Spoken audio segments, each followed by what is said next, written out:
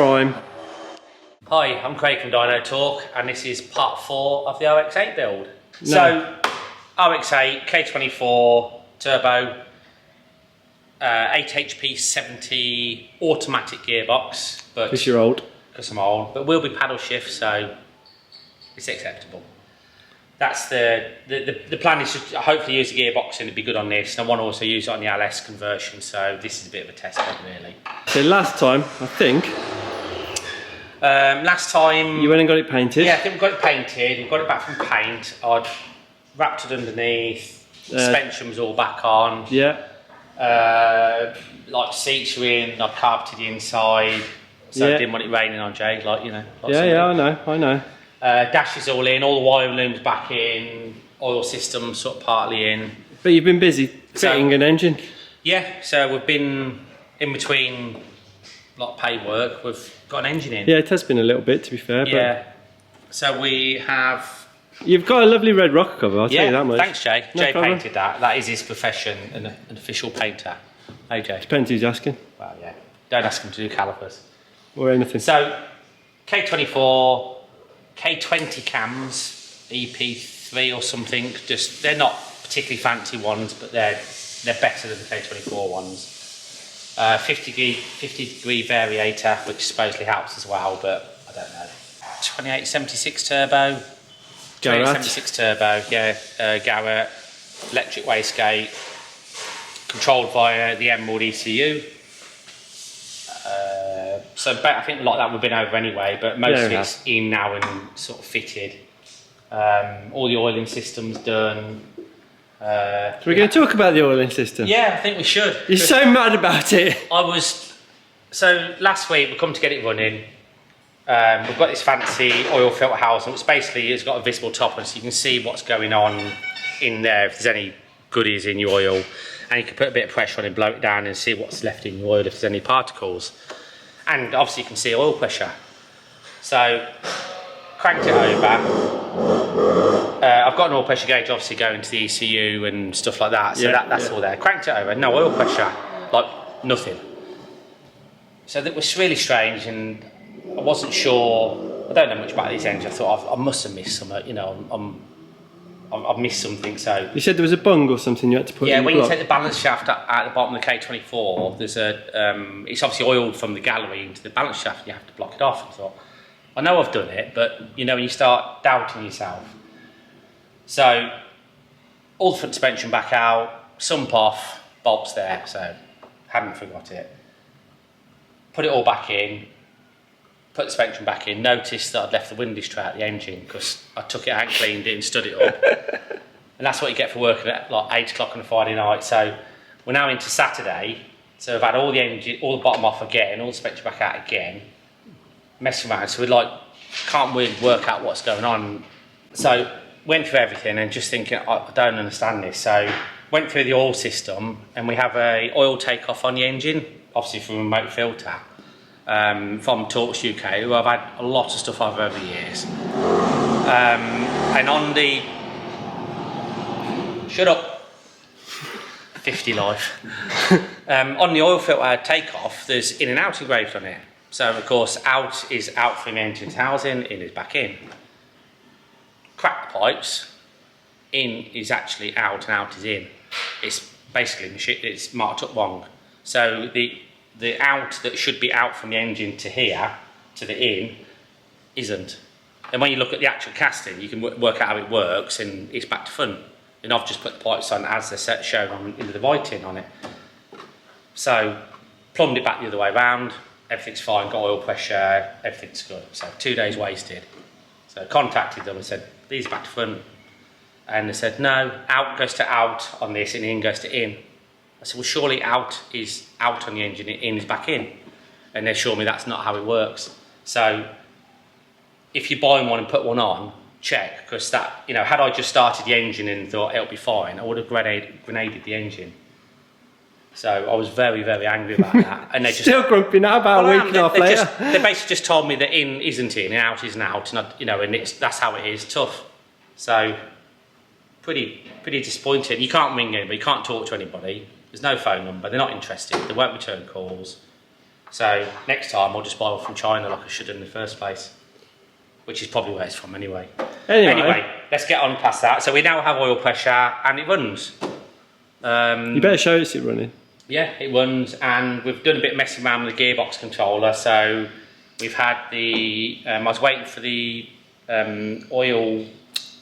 There was an oil filter take off for the gearbox, wasn't there? Yeah, which is from HPR.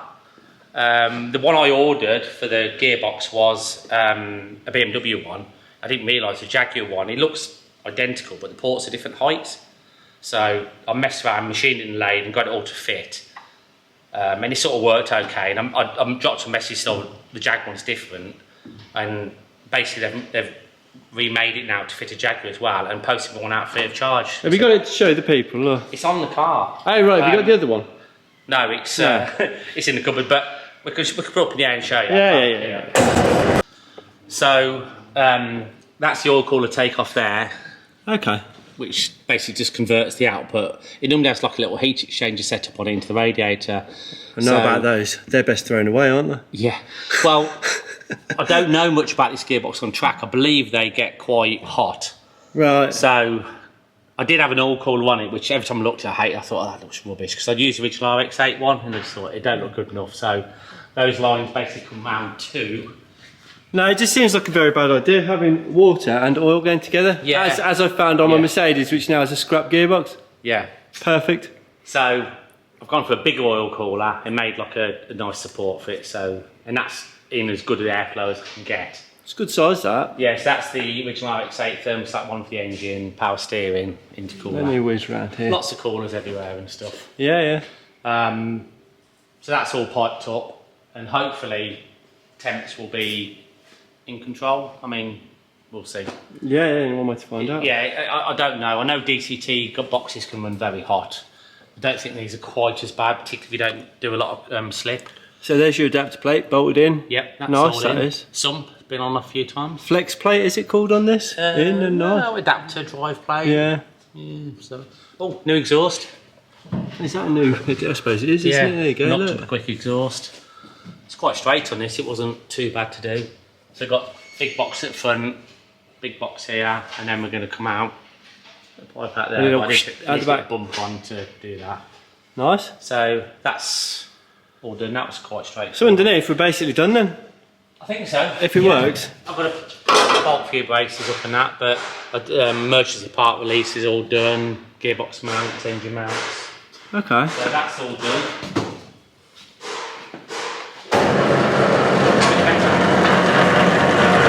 So that's the cooler from the top. So hopefully that will keep. I mean, I can add more if need be, but I can't see it needing more than that. Made a catch can for it. It's just going to be inside the wing, isn't it? Yeah, that's inside the wing. You can see that through the hole in the vent. And then we've got a little tap down here. So when it mounts all the pistons and all the oil comes out of the engine, we can catch it.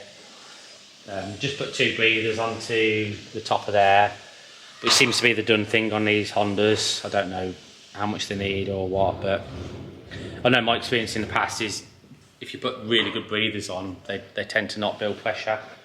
You better to go over the top with really good breathers. There's no point in putting big breathers onto a catch can with a little tiny hole on top. So that should be that. Did lots of heat shielding round.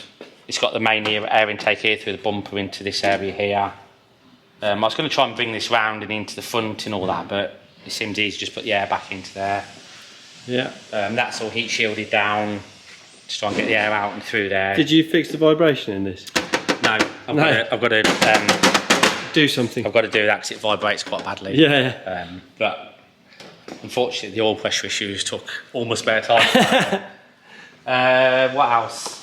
I've got a sat nav pod for here, so we can have like a display pod in the middle here. You've got a little dash or something for it? Yeah, I don't know how good it is. I'm going to see if it works properly first. Okay. Because on these, the water temp is a bit random, and the oil pressure gauge just is on or off. It's like really, a light. Yeah. It's not really a thing. Pretty standard on factory dashes, isn't it? You know, so I'd like to have.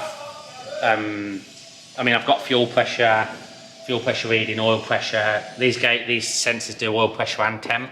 You got fuel pressure and temp, have you? Yeah. Oh wow. Might as well. It's one sensor does both then. All about the data, aren't you?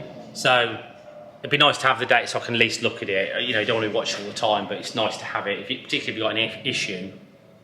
Well, that's when it comes in handy, isn't it? Yeah, absolutely. Yeah, ideally you don't want to be looking at it all the time. But just if you've got an issue, then go back to it. Let's have a look inside. So it's not very tidy at the moment, but it's working progress.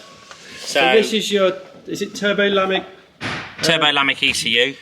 Is it a TCU, is it? TCU, Transmission Control Unit. Right.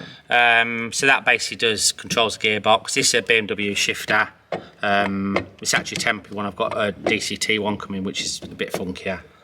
And then you have a little display that I'm going to put into the dash. That. What does that do? Gear. Hang on, let me put. Let's get it going. So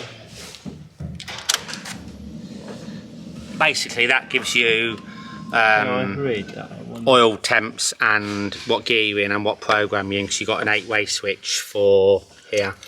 A switch like for program. How hard the shifts are? Well, you can have different modes. You can have like auto, full paddle, like harsh shifts, really soft shifts. Sort of, you can program each one to do really what you want.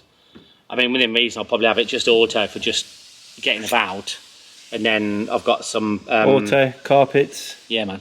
Then I've got some paddle shifts for. Hopefully, on track, I'll be able to use just the paddles. Cool. So it's. Could check it in neutral then. So there we go. Starts like a car. Starts like a car. What we got on the dash? Is this all? Does this work on CAN on this one? Yeah, this is all CAN. I mean, mostly I've got to turn off some of the light sensors and all that, but.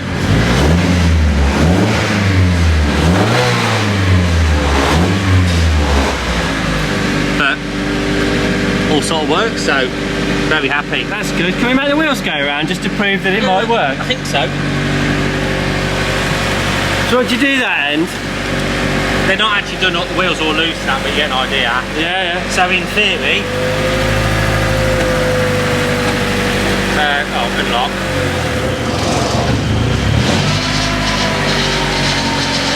There you got the HPU.